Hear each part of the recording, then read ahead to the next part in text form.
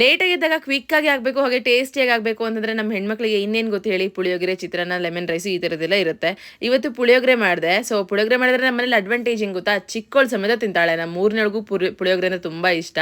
ಇನ್ನು ಅವರಿಬ್ಬರಿಗೆ ತಿಂಡಿ ತಿನಿಸಿ ರೆಡಿ ಮಾಡಿ ಸ್ಕೂಲಿಗೆ ಕಳಿಸಿ ಮೂರನೇಳನ್ನ ಫ್ರೆಶ್ ಅಪ್ ಆಗೋ ಥರ ಆಟ ಆಡಿಸಿ, ಅವಳು ನನ್ನನ್ನು ಆಟ ಆಡಿಸಿ, ದೆನ್ ಮನೇಲಿ ಕಸ ಹೊಡೆದು ನೆಲ ಒರೆಸ್ಕೊಂಡು ಹೊರಗಡೆ ಎಲ್ಲ ಒರೆಸ್ಕೊಂಡು ರಂಗೋಲಿ ಹಾಕಿ ರೆಡಿ ಮಾಡ್ಕೊತಾ ಇದ್ದೀನಿ. ಏನು ಸ್ಪೆಷಲ್ ದಿವ್ಯಾ ಅಂತ ಕೇಳಬೇಡಿ, ಇದು ನಂದು ಆ್ಯಕ್ಚುಲಿ ಡೈಲಿ ರೋಟೀನ್. ಫ್ರೀ ಇದ್ದರೆ ಮಾತ್ರ, ಬ್ಯುಸಿ ಇದ್ದರೆ ಇಲ್ಲ.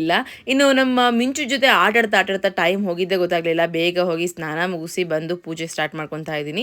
ಸೊ ಪ್ರತಿದಿನ ನಿತ್ಯ ಪೂಜೆ ಏನು ಮಾಡ್ತೀನೋ ಹಾಗೆ ಮಾಡ್ಕೊತಾ ಇದ್ದೀನಿ. ಇವತ್ತು ಹೂವಿರಲಿಲ್ಲ ಅಂತೇಳಿ ಹಳೆ ಹೂವೆಲ್ಲ ತೆಗೆದು ಜಸ್ಟ್ ದೀಪ ಹಚ್ಚಿ ಧೂಪ ಹಾಕಿ ನಾನು ಸಂಕಲ್ಪ ಎಲ್ಲ ಮಾಡ್ಕೊತೀನಲ್ಲ ಅದೆಲ್ಲ ಮುಗಿಸ್ಕೊತಾ ಇದ್ದೀನಿ. ಕೈ ಇಟ್ಕೊಂಡು ಏನಪ್ಪ ಇದು ಹೇಳ್ತಾ ಇಲ್ಲ ಅಂತ ಅನ್ಕೋಬೇಡಿ. ನಾನು ಪ್ರತಿ ಸರಿ ಪೂಜೆ ಮಾಡುವಾಗ ಮಂತ್ರಗಳು ಹೇಳ್ದೆ ಪೂಜೆ ಕಂಪ್ಲೀಟೇ ಮಾಡಲ್ಲ, ಅದನ್ನ ಹೇಳ್ಕೊತಾ ಇದ್ದೀನಿ. ಸೊ ದೇವಸ್ಥಾನಕ್ಕೆ ಹೋಗಿ ಬರೋಣ ಅಂತ ಹೋದೆ, ಬಟ್ ದೇವ್ರು ಆಲ್ರೆಡಿ ಬಾಗ್ಲಾಕೊಂಡು ಹೋಗಿದ್ರು ಅಂತೇಳಿ ವಾಪಸ್ ಬರೋವಾಗ ಸೋಡಾ ಕುಡಿದು ತುಂಬ ದಿನ ಆಯಿತು ಅಂತೇಳಿ ಸೋಡಾ ಕುಡಿತಾ ಇದೆ. First time almost after long year.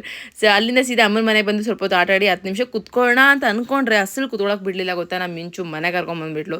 ಅಲ್ಲಿಂದ ಬಂದು ಐಶು ಮತ್ತು ಮನು ಇಬ್ಬರು ಬಂದಿದ್ದರು. ಅವರು ಹೋದ್ಮೇಲೆ ನಮ್ಮ ಅಣ್ಣಂದ್ರು ಬಂದರು. ಅವ್ರಿಗೂ ನಮಗೂ ಎಲ್ಲ ಸೇರಿಸಿ ಸಿಂಪಲ್ ಆಗಿ ಎಗ್ ರೈಸ್ ಮಾಡಿಕೊಂಡು ಊಟ ಮಾಡಿ ಎಲ್ಲ ಕ್ಲೀನ್ ಮಾಡ್ಕೊತಾ ಇದ್ದೀನಿ. ಇದರ ಫುಲ್ ಡೇ ವ್ಲಾಗ್ ನೋಡಬೇಕಂದ್ರೆ ಈಗಲೇ ಹೋಗಿ ಚೆಕ್ಔಟ್ ಮಾಡಿ, ನನ್ನ YT ಚಾನಲ್ನಲ್ಲಿ ಅಪ್ಲೋಡ್ ಆಗಿದೆ. Thank you.